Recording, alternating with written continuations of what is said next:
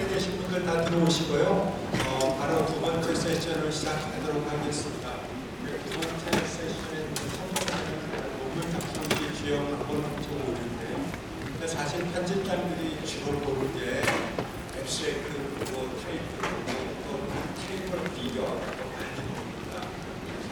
그리고 또 방법을 쪽으로 문제되는 게 통계 분석에 대해서도 많이 지적이 돼서 리젝트가 위험하거든요. 그래서 첫 번째로 테이블 비교 작성 시에 흔히 보는 오류이라는 주제로 해서 이진행 선생님께서 강의를 해주시겠습니다. 이진행 선생님은 성성공학과 계시고요. 8일대 혁신실 차장님 하고 계십니다. 부탁드리겠습니다.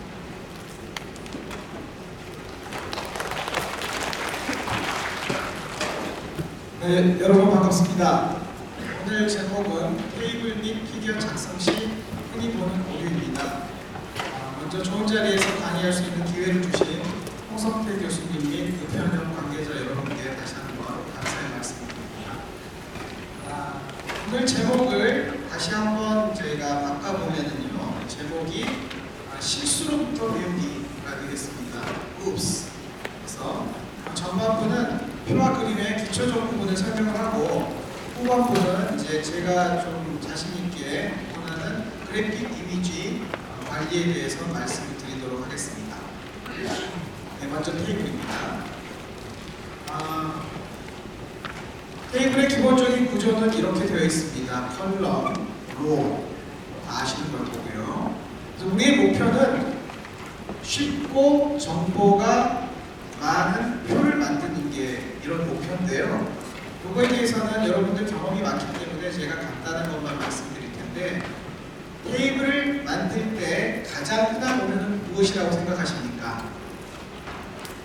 앞서 강의에서도 나왔지만 가장 흔한 오류는 본문에 있는 내용을 전부 테이블로 만들고 테이블에 있는 내용을 전부 본문에 반복하는 듀플리케이션입니다.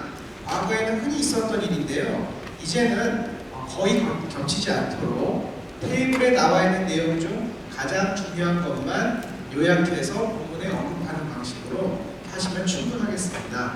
기타 홍성태 교수님의 의학논문 작성 10개라는 책에서 표와 관련된 문장을 몇 개 옮겨보겠습니다. 잘 정리된 표는 초록과 함께 연구 내용을 가장 효과적으로 전달할 수 있다. 최근 초록과 함께 도표를, 그림과 표죠. 그림과 표를 독자들에게 무료로 제공하는 글로벌 검색 엔진이 늘어나 논문 세일즈의 중요한 구성 요소가 되었다. 펀메드를 찾아보면 논문이 있고 그림이나 표만 공짜로 제공되는 논문이 아주 많거든요. 따라서 그림과 표를 잘 만들어야지 내 논문이 남들에게 읽힐, 인용될 확률이 높아진다, 이런 내용이 되겠습니다. 많은 숫자를 반복해서 입력하다 보면 자칫 오류가 발생하기 쉬우므로 입력한 후 반드시 한번 세밀하게 검토한다. 그러나 실제로 아무리 세밀하게 검토하더라도 표에서 글자 한두 개 실수는 매우 흔히 있습니다. 따라서 표는 여러 번 만드는 게 아니고 한 번 만들어서 카피, 페이스트하는 방식으로 쓰는 걸 권하게 되겠습니다. 표의 제목은 문장이 아니라 구로 간단하지만 충분히 의미가 전달되도록 작성하고 끝에 마침표를 찍지 않는다. 즉, 표의 제목은 문장으로 쓰고요. 표의 제목은 구로 쓰고 그림의 내용은 문장으로 쓰는 게 가장 일반적인 방식이라는 얘기가 되겠습니다. 그래서 좀 더 자세히 홍 교수님의 슬라이드를 따왔는데요. 뉴메릭 데이터를 사용하고 클리어하고 심플하게 하고, 이제 표에서는 선을 3개만 긋는 겁니다. 맨 첫 줄 위와 아래, 그리고 맨 아래, 이 3개의 줄만 들어가지 그 사이에 가로줄이 들어가면 잘못된 표 혹은 매우 어색한 표가 되겠습니다. 그리고 사이드 바이 사이드, 비교하기 쉽게 만들어야 되겠습니다. 하지 말아야 될 것, 앞서 말씀드린 바와 같이 듀플리케이션을 피해야 됩니다. 본문에 한 번, 그림에 한 번, 표에 한 번, 같은 자료를 여러 번 보여주는 경우가 있는데 딱 한 번만 보여준다거나 데이터를 보여주고 한 번은 간단하게 요약하는 정도로 충분하겠습니다. 대부분의 논문에서는 버티칼 라인은 없습니다. 그래서 버티칼 라인을 사용하지 않도록 그렇게 해야 됩니다. 얼라이먼트가 간혹 문제인데요. 책에는 이렇게 쓰여 있지만 실제로 보면은 좌측은 이제 이게 스톱이라고 하는데 스톱은 좌측을 맞춰주고 홀 넘버는 우측을 맞춰주고 괄호나 점이 있는 경우에는 가운데를 맞춰준다. 이게 이제 얼라이먼트의 기본이 되겠는데요. 실제로 저널에 따라서는 이러한 표 얼라이먼트의 원칙을 따르지 않는 것도 많이 있습니다. 저희가 냈던 논문을 보시면 얼라이먼트가 그냥 전부 좌측으로 되어 있는 걸 알 수가 있습니다. 보통 가운데를 맞추도록 추천했음에도 불구하고 저널에서는 자기 스타일대로 맞추고 있거든요. 따라서 얼라이먼트는 편집자에게는 굉장히 중요한 이슈인데 논문을 서미션하는 우리 이제 연구자들에게는 기본적인 정도 지켜주면은 사실은 편집자들이 출판사에서 적절하게 자기 스타일대로 만드는 그런 걸로 생각하셔도 될 것 같습니다. 한 논문에 서브미션을 했다가 리젝트가 되었을 때 다른 논문으로 다른 저널로 다시 서브미션 과정에서 표의 얼라이먼트까지 다 바꾸실 필요는 사실 없습니다. 그걸 보고 억셉트 여부를 결정하는 에디터는 없기 때문입니다. 그래서 파이널 억셉티드 매뉴스크립트가 이제 이렇게 되어 있었는데 좀 전에 보여드린 슬라이드에 저희는 딱 온라인을 원칙대로 맞춰서 보냈거든요. 학회에서 자기 스타일로 바꿨다 이제 그런 내용이 되겠고요. 이 표를 만드는 과정에서 저희는 그냥 엑셀 스프레드시트를 사용했습니다. 이제 엑셀 스프레드시트를 사용하면 워드뿐만 아니고 워드 못지않게 이제 온라인 하기가 좋거든요. 요걸 그대로 사용하고 요거를 카피 페이스트로 워드에 옮겨가지고 이제 매뉴스크립트를 만드는 거죠. 엑셀로 다 만든 다음에 이거를 워드로 옮기려고 다시 치다 보면 어딘가 실수를 하게 됩니다. 그래서 표가 약간 어색하더라도 다시 치지 마시고 카피 페이스트로 함으로써 실수를 막는 게 매우 중요한 이슈가 되겠습니다. 두 번째는 말씀드리고 싶은 건 최근에는 논문이 다 EPUB이 되기 때문에 내가 만든 데이터를 전부 보여줄 필요가 없습니다. 가장 중요한 자료는 메인 매뉴스크립트의 부분으로 필요하지만 너무 복잡한데요. 그렇지만 꼭 남기고 싶다, 꼭 보여주고 싶다. 이거는 저희가 이제 온라인에서만 볼 수 있는 서플리먼트로 이렇게 볼 수 있는 저널들이 많이 있거든요. 보통 좋은 저널일수록 다 서플리먼트 머티리얼이 있습니다. 그래서 내가 만든 자료 중 너무 복잡한 건 이제 메인 매뉴스크립트에서 빼고 따로 작성하는 방식을 택하면 되겠습니다. 제목은 앞서 이제 구로 만들라고 이제 말씀드렸는데요. 내용도 중요하고 형식도 중요합니다. 즉 형식이라 하면 양인데요. 테이블은 복잡한데 줄이 앞에 두 글자로 되어 있는 제목이 들어가면 왠지 정성이 안 들어간 느낌이 나는 거고요.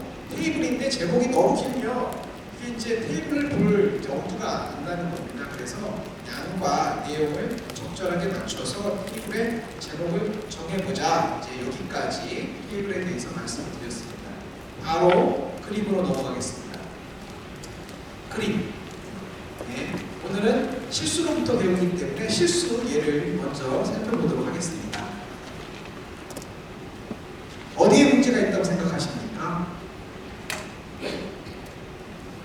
여기에 나온 실수의 대부분은 저의 실수입니다. 제가 서미션 했던 논문들입니다. 저희 팀에서. 여기서 보시면 왼쪽 상단부에 개인정보가 들어가 있습니다. 그래서 내시경 사진을 찍은 다음에 이걸 논문으로 옮기는 과정에서 지워줬어야 되는데 내시경 사진이 들어가 있거든요. 사실은 내시경 사진 원본에 이름이 안 들어가면 좋지만 시스템에 따라서 이름을 빼기 어려운 그런 경우도 있고요. 실제로 환자를 진료하는 입장에서는 이미지에 사진이 있는 게 환자 확인 실수도 좀 여러 가지로 유용하거든요. 그래서 임상 연구에는 이렇게 개인정보가 들어가 있는 경우가 많은데 요거 주의하셔야 되겠습니다. 어디에 문제가 있다고 생각하십니까? 거의 같은 이슈인데요. 이미지 생성과 관련된 인포메이션 이제 부분이 이렇게 오른쪽 상단에 아노테이션이라고 하는데 이쪽 아노테이션이 들어가 있습니다. 이 또한 지워줘야 됩니다. 그래서 아노테이션 지우는 방법을 저희 병원 팩스의 기초에서 보여드리면 내시경 사진인데요. 그냥 이렇게 되어 있는데 이걸 그대로 이제 파일에 옮기면 이 아노테이션이 들어가게 되어 있습니다. 그런데 이 아노테이션을 지우는 버튼이 있거든요. 대부분 팩스에서 오른쪽 버튼을 누른 다음에 아노테이션 NO, 아노테이션 없음 하면 이렇게 상당히 많이 지워집니다. 그래서 미리 저번에 논문에 실기 전에 아노테이션 지워주셔야 되겠습니다. 요거는 어디에 문제가 있다고 생각하십니까? 좀 오래된 사실입니다. 미묘하게 느끼실지 모르지만 이쪽 동그라미가 자세히 보시면 이쪽 동그라미하고 다릅니다. 즉 이 그림 중에 어느 하나는 좌우를 누른 거죠. 전문 용어로는 짜부라고 하는 겁니다. 그래서 파워포인트 같은 데서 만들다가 높낮이를 맞추기 위해서 이렇게 비율을 조정한 거죠. 이거는 그림에 대한 악의적인 오류는 아니지만 예쁘게 화장하는 과정에서 생긴 실수고요. 좌우 비율은 절대 건들면 안 되게 되겠습니다. 따라서 구성만 이용해가지고 조정을 해야지 높낮이를 조정해서 파워포인트에서 맞추면 이렇게 좌우가 잘못된 그런 사진이 만들어집니다. 그런데 간혹 이제 병원에서 사용하는 이미지를 보면은요, 원본이 같은 환자 건데요. 저희가 찍은 거고 의뢰받은 사진인데 원본 자체가 짜부인 수가 있습니다.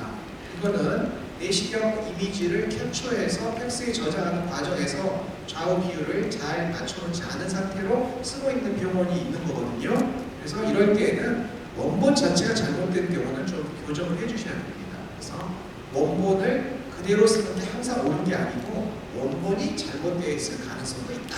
이제 교정을 생각을 하셔야 됩니다. 이 테이블은 이 피규어는 어디에 문제가 있다고 생각하십니까? 나의 자료를 너무나 자세히 보여주기 위해서 원고를 쓰시는 분이 여기는 일일이 숫자를 다 이렇게 써주셨거든요. 그래서 만약에 숫자가 그렇게 중요하다면 그림이 아니라 표로 결과를 보여주셔야 하는 겁니다. 따라서 그림으로 자료를 보여줄 건지 표로 보여줄 건지 잘 고려해서 보여주셔야 되고요. 숫자가 정말 중요하다 그러면 숫자를 그래프 위에 쓸 게 아니고 그래프 아래에 컬럼을 만들어서 숫자를 제시하는 게 올바른 방식입니다. 여기까지 보여드렸으면 여기는 어디에 잘못이 있는지 여러분 이제 금방 찾으실 수 있을 겁니다. 아주 많은 잘못이 있었던 오래된 정리인데요. 개인정보 보호가 안 됐습니다. 보시면 어느 대학교에 어떤 환자라는 게 그대로 다 노출되어 있습니다. 개인정보 보호가 안 되어 있고요. 언제 어디서 어떤 기계로 찍었다 이러한 아노테이션 정보까지 다 들어가 있습니다. 잘못된 거죠. 그리고 같은 환자인데요. 같은 한 환자인데 이 사진하고 이 사진을 보면 좌우 비율이 다르다는 걸 알 수 있습니다. 짜부 현상이 여기에서도 또 나타났고요. 그리고 여러 개의 이미지를 보여주려면 하나하나를 따로 만들어서 피규어를 해가지고 이렇게 보여줘야 되는데 정성이 좀 부족하게 팩스 화면을 스크린 캡처해가지고 그대로 논문에 실었거든요. 이런 것도 잘못된 거고, 그리고 이제 에로 이런 것들이 잘 보이지도 않는 에로를 많이 사용을 하였습니다. 그래서 이렇게 실제로 논문을 보다 보면 잘못된 그림이 꽤 많이 있습니다. 편집실에서 주의를 합니다만 그래도 원본에서 사소한 실수가 있는 걸 다 바꾸지 못하는 경우가 있고요. 에디터가 이제 논문을 교정하는 과정에서 지적을 해서 고쳤거든요. 그러면 리바이스 버전에서 새로운 그림이 와서 이제 오케이 했는데 파이널 매뉴스크립트에서 또 원래 썼던 게 또 다시 오는 그런 경우까지가 있습니다. 그래서 이제 우리 저자들도 주의해야 되고 에디터들도 이제 주의를 해야 할 것 같습니다. 또 다른 문제입니다. 이것도 저희 쪽인데요. 어디에 문제가 있다고 생각하십니까? 논문의 실릴 형태로 그대로 그림을 그려라 이런 원칙이 있는데요. 그 원칙에 따라서 그림을 그려서 냈는데 자세히 보시면 이거 확대해 보면 T셀, B셀에 글자가 선명하게 보이지가 않고 격자가 져서 보입니다. 너무 해상도가 낮은 이미지를 보냈던 거죠. 그래서 이것도 사소하지만 실수했습니다. 미식도 역류질환 환자의 내시경 사진에 대한 논문이었는데요. 보통 저자들은 억셉트 되면은 만세라고 끝냅니다. 그런데 그 이후에 이제 플러스 모습은 그런데 코레스판딩 모습은 몇 가지 해야 될 일이 있거든요. 그래서 이제 이 논문은 어디에 문제가 있었냐? 이 논문은 미식도 역류 질환 환자의 내시경 사진 중에서 미니멀 체인지에 대한 논문이었거든요. 뚜렷하게 무슨 변수가 보이는 게 아니고 사소한 색깔의 변화나 느낌의 변화가 얼마나 의미가 있는가 요거를 이제 연구한 논문이 되겠는데요. 사실은 이렇게 나왔어야 됩니다. 칼라로 나와야 되는 거죠. 논문에 칼라로 실리는 게 당연한 그런 내용이었음에도 불구하고 우리가 무신경하게 그냥 흑백으로 하겠으니까 예스 이렇게 됐던 거죠. 칼라로 할 때는 10만 원부터 몇백만 원까지 내야 되는 경우가 있기 때문에 그냥 흑백으로 하는데요. 정말 자기가 자기 논문을 아끼면 칼라로 내야 될 것은 돈을 쓰셔야 됩니다. 우리 PI 선생님들 돈을 쓰셔야 됩니다. 칼라로 낼 건 칼라로 내자. 어디에 문제가 있다고 생각하십니까? 이건 엔도스코피 저널이고요. 엔도스코피 저널. 제가 저희 팀에서 낸 건데 아르곤 플라즈마 코아귤레이션의 미선종 치료에서의 효과 이런 논문인데요. 내시경 논문입니다. 내시경 논문에 내시경 사진이 하나도 없는 게 말이나 되느냐 이런 거죠. 이것도 마찬가지입니다. 이거는 다른 병원에서 나왔던 건데 내시경 논문에 내시경 사진이 하나도 없는 게 말이나 되느냐.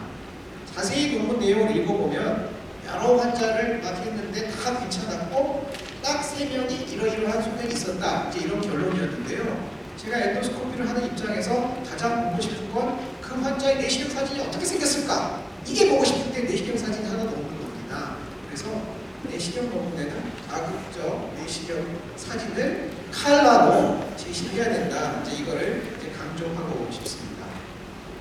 그리고 이제 마지막입니다. 피규어에 있어서 마지막입니다. 어디에 문제가 있다고 생각하십니까? 친절하게 화살표까지 있습니다. 밴드 카피입니다. 밴드 카피. 네, 이거는 조작.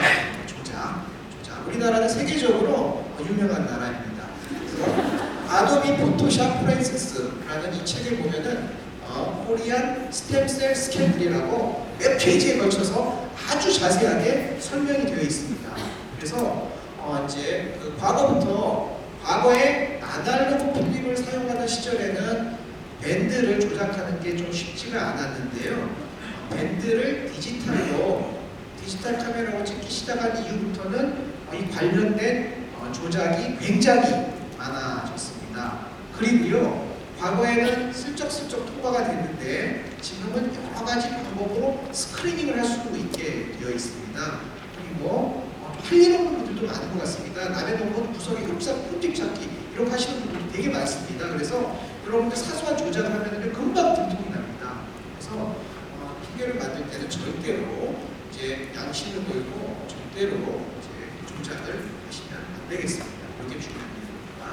피규어에 대해서 이제 실수를 봤고요. 피규어를 만드는 원칙을 또다시 이제 홍 교수님 책에서 따서 한번 읽어보면 모든 그림은 본문에서 인용해야 되고 인용 순서대로 인용문을 매긴다. 당연한 내용인데요. 그림은 있는데 내용이 없는 고와 같은 그림이 있으면 안 된다. 이런 내용이 되겠습니다.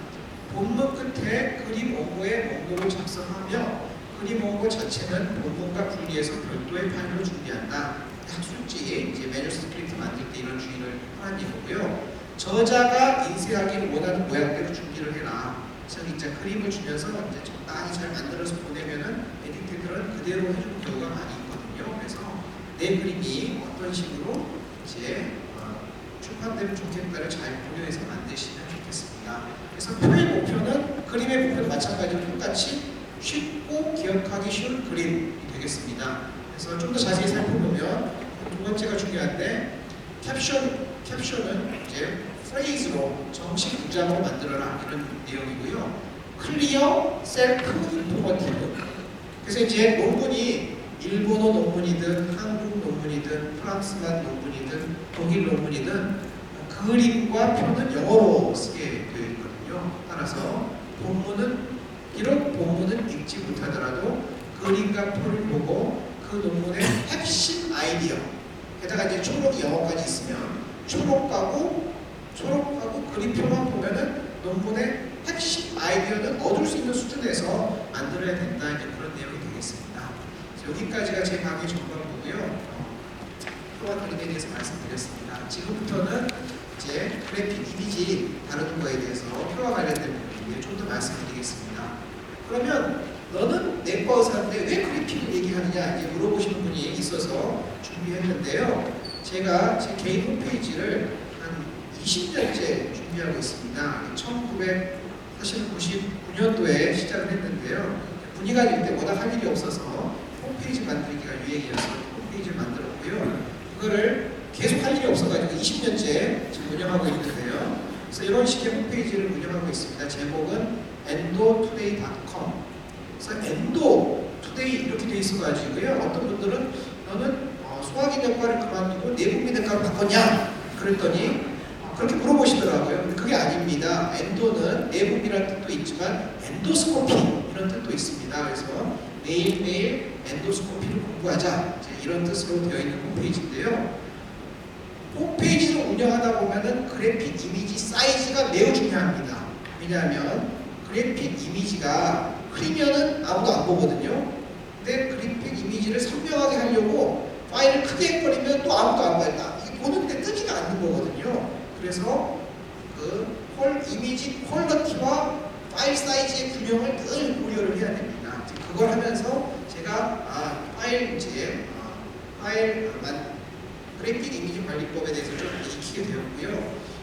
그리고 이건 이제 개인적인 이야기고 공식적으로 저도 이제 어떤 학회에 포린 어소시에이트 에디터 하고 있습니다. 그래서 관련해서 이제 이런 강의를 하게 되었습니다.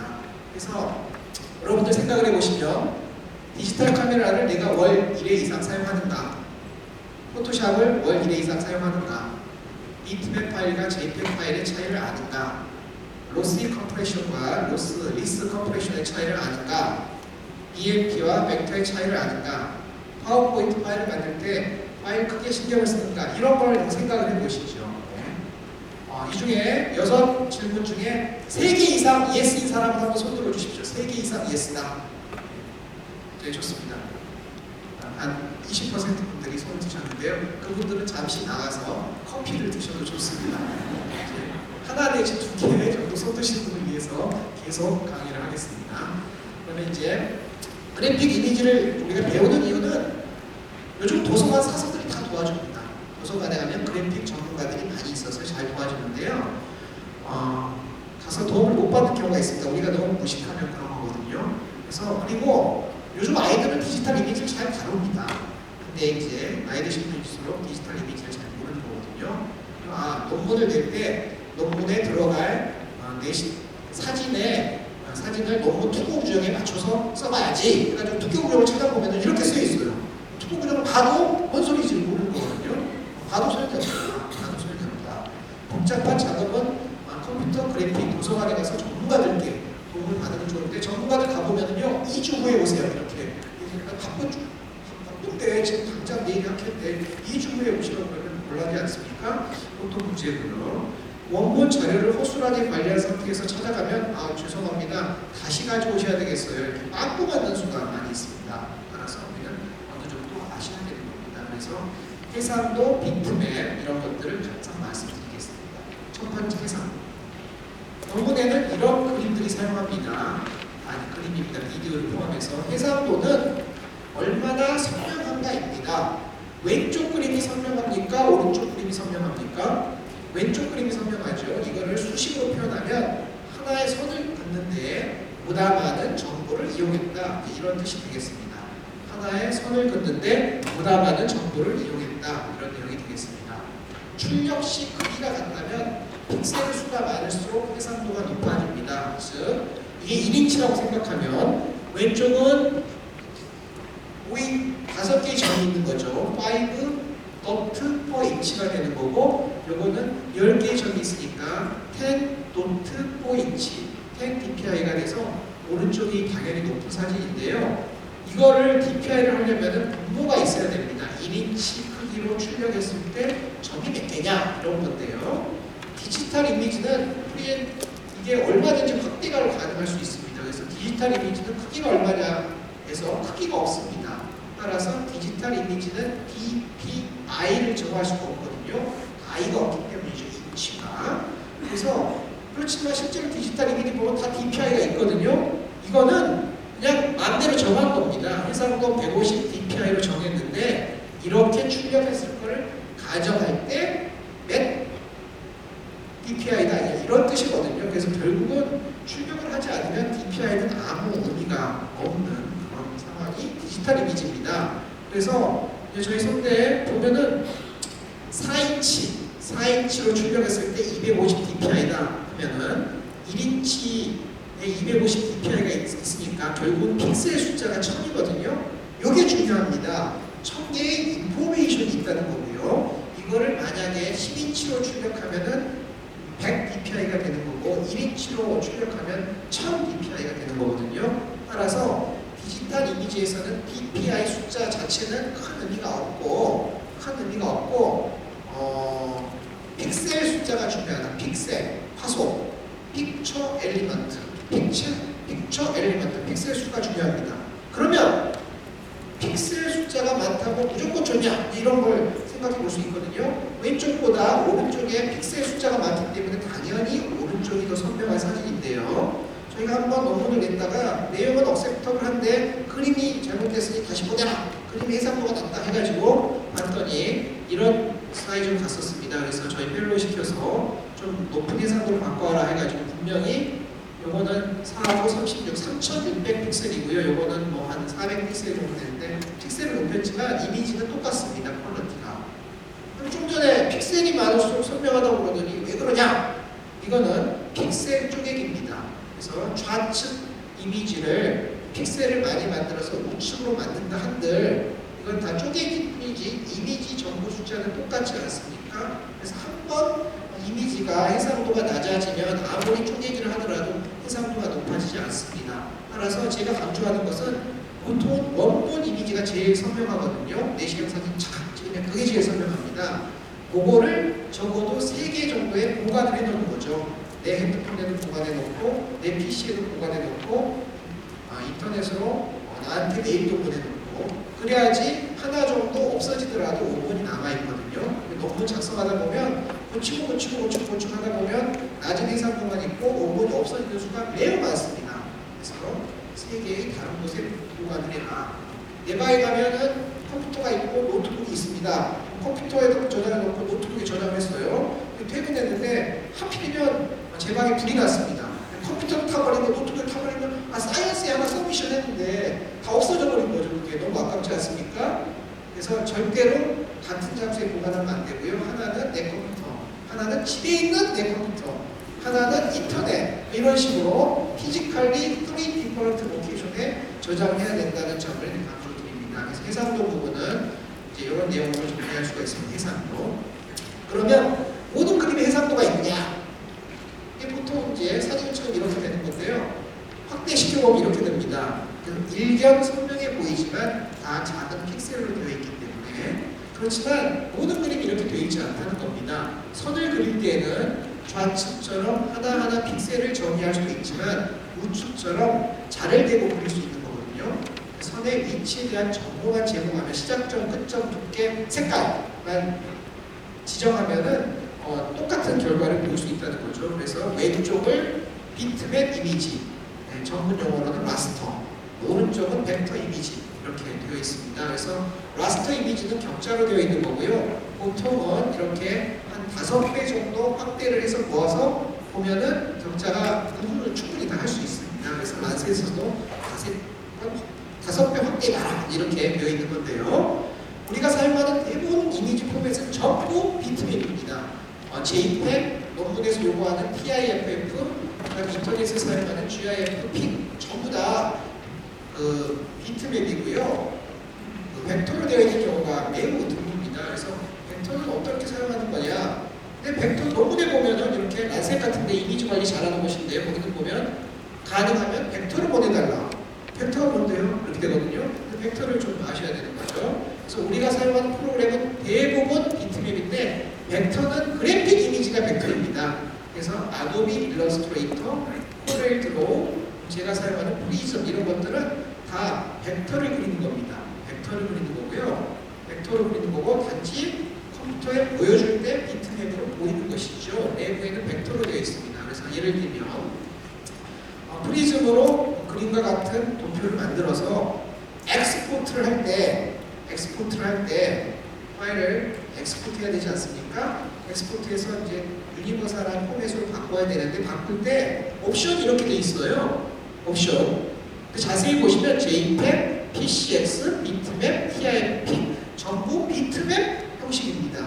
오직 WMF라는 윈도우 메타 파일이라는 포맷만 벡터 파일인 거죠. 그래서 이걸로 한번 해봤습니다. 그래서 윈도우 메타 파일로 했더니 이러한 그림의 파일 사이즈가 5158 킬로바이트가 아니라 바이트입니다. 우리가 보통 디지털 카메라로 한 장을 착각 찍으면 1메가바이트가 나오는 거거든요. 그리고 후지게 찍어도 300 킬로바이트가 나오는 거거든요. 근데 이 이미지는 말하자면 5 킬로바이트입니다. 매우 작은 이미지고요. 이게 이제 선을 점으로 표시한 게 아니고 줄로 그린 거기 때문에 아무리 많이 확대해도 선명하게 보입니다.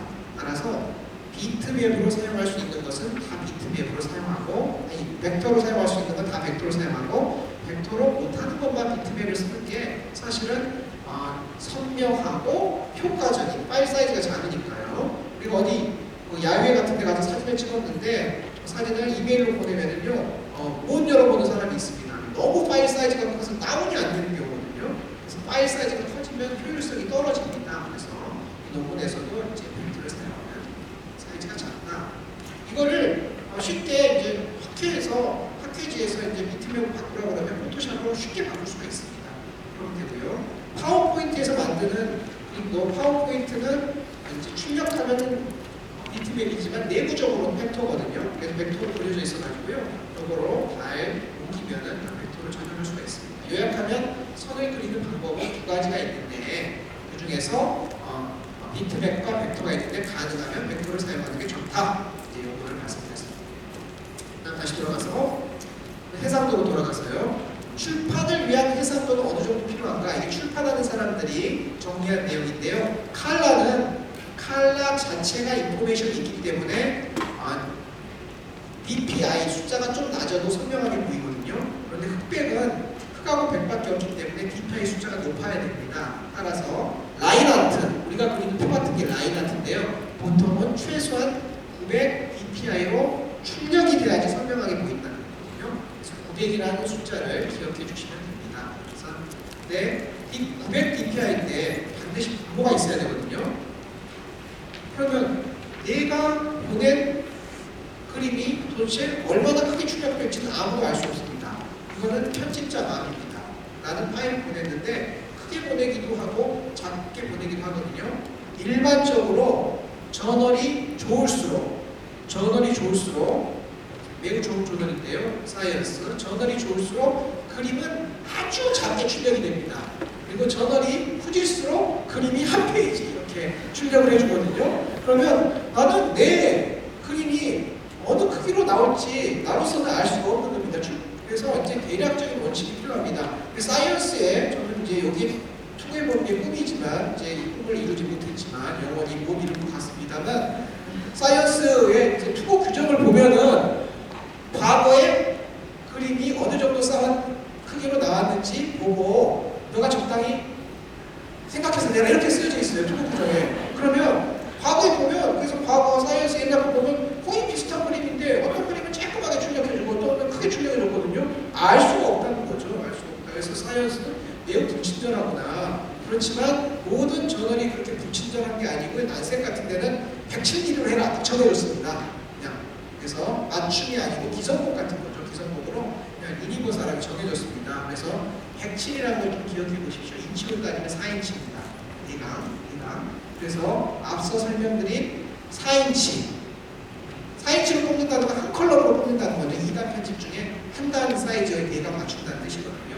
그래서 4인치로 하고 라인 아트는 900 dpi가 되면 된다고 하지 않았습니까? 그래서 4, 9, 36 그래서 여러분들이 만드시는 이미지는 3600 dpi로 만들면은요 항상 억셉트가 됩니다. 3600 dpi로 만들면 항상 업데이트가 되거든요. 3600으로 만들면 되겠습니다. 대한병리학회 투고 규정을 한번 봐달라고 한번 요청받은 적이 있는데요. 그래서 제가 봤더니 파워포인트나 JPEG 파일로 뭐 이렇게 파워포인트를 보면 워낙 조작하기가 쉬워가지고 곤란한데, 그리고 파일의 사이즈로 얘기를 하셨더라고요. 30MB. 사실 옛날 스타일입니다. 요즘은 이렇게 하지 않고 몇 dpi 이렇게 해야 되거든요. 그래서 투고 규정이 좀 그래서 봐달라고 해서 제가 좀 고쳐드렸습니다. JPEG은 압축 파일이기 때문에 이미지가 흐려지거든요. 좀 곤란해서 TIFF로 바꾸시고 문장도 이렇게 바꾸셔서 이렇게 해주십시오라고 교정을 해가지고요. 이제 조만간 이 학회지에 그림 부분 투고 규정이 바뀔 것으로 5년 전쯤에 말씀드렸는데 최근에 확인해봤더니 아직도 안 바뀌었더라고요. 그래서 변화는 쉽게 오지 않는구나. 변화는 쉽게 오지 않는구나. 편집자 여러분, 자기 투고 규정이 어떻게 되어 있는지 한번 잘 살펴보시기 바랍니다. 시간이 한 3, 4분 남았습니다. 마지막 하겠습니다. 여러분, 파워포인트로 만듭니다. 보통은 우리가 이제 그림을 잘 그리면은요, 학회에 먼저 발표하고 그 다음 논문을 쓰는 경우가 많습니다. 그래서 파워포인트 만드는데 심혈을 기울여서 만들고요. 그 다음에 학회 발표가 끝나면 잠깐 쉬었다가 이제 논문을 써야지 이제 이렇게 하는 경우가 많은데, 그러면 그 그림을 다시 그려야 되는 수가 많거든요. 이게 아주 이제 힘든 일이 되겠습니다. 그래서 그거에 대한 팁을 말씀드립니다. 파워포인트로 예쁘게 만들었거든요. 파워포인트는 내부적으로는 벡터로 되어 있기 때문에 해상도가 없는 무한 해상도로 되어 있는 이미지입니다. 이거를 쉽게 파워포인트에서 다른 이름으로 저장해서 JPEG이나 TIFF로 하면은요, 이런 그림이 나오는데요. 이거는 포토샵으로 열어보면 해상도가 960 픽셀밖에 안 됩니다. 제가 앞서 말씀드렸는데 논문으로 제출하려면 4인치 900 dpi, 49, 36, 3600 dpi가 돼야지 적당하다고 했는데 파워포인트에서는 아무리 해도 960밖에 안 됩니다. 이건 할 수 있는 방법이 없게 되어 있습니다. 그래서 파워포인트를 그대로 보내면 다 이제 그림을 다시 보내라 이렇게 되거든요. 근데 방법이 있는 거죠. 방법이. 왜냐하면 파워포인트 내부에는 벡터로 되어 있기 때문에 그 벡터 정보를 이용을 하면 됩니다. 그래서 파워포인트를 그냥 TIF로 옮기지 마시고요. 벡터를 다룰 수 있는 어떤 프로그램으로 옮겨야 됩니다. 벡터를 다룰 수 없는 프로그램. 그게 이제 아크로bat 같은 겁니다. PDF는 벡터를 다룰 수 있는 프로그램이거든요. 그래서 파워포인트 파일을 PDF로 저장, 최근 파워포인트는 바로 저장할 수 있게 되어 있고요. 과거 파워포인트는 이제 아크로밧을 이용해야 되는데요. 어쨌든 파워포인트 파일을 PDF로 저장을 하면은 PDF 파일이 되는 거고요. PDF 파일까지는 벡터거든요. 퀄리티가 높습니다. 이거를 포토샵으로 불러오시는데, 포토샵은 비트맵 도구입니다. 불러올 때 잘 조정해서 숫자를 왕창 높이면은 굉장히 고한 해상도로 불러올 수 있는 겁니다. 그래서 파워포인트를 그냥 TIF로 바꾸지 마시고요. 파워포인트를 PDF로 바꾼 다음에 그 PDF를 포토샵으로 불러오시는 게 여러분들이 사용하기 가장 좋은 방법입니다. 그래서 그 다음에 파워포인트에서 불러온 내용을 TIF로 저장하면 고해상도 TIF가 될 수가 있습니다. 그래서 그런 식으로 해서 논문을 했습니다. 그래서 요약해보면은 파워포인트 파일을 그대로 TIFF로 바꾸면 보통 960 픽셀의 이미지가 나오는데, 이는 49, 36에 한참 못 미친다. 따라서 PDF로 바꾼 다음에 포토샵으로 불러오자. 여기가 이제 제가 말씀드린 팁입니다. 그래서 마지막 슬라이드인데요. 모든 테이블은 정확하고도 완벽하게 만들어져야 하고요. 모든 이미지는 필요에 따라 적절한 해상도로 만들어져야 하는데, 가능하면 벡터 그래픽적으로요. 저널 스타일을 충분히 준수해야 하겠습니다. 나머지 있는 정보표가 있습니다. 이 정보표에 맞춰서 준비해 주시면 되겠습니다. 청취해 주셔서 감사합니다.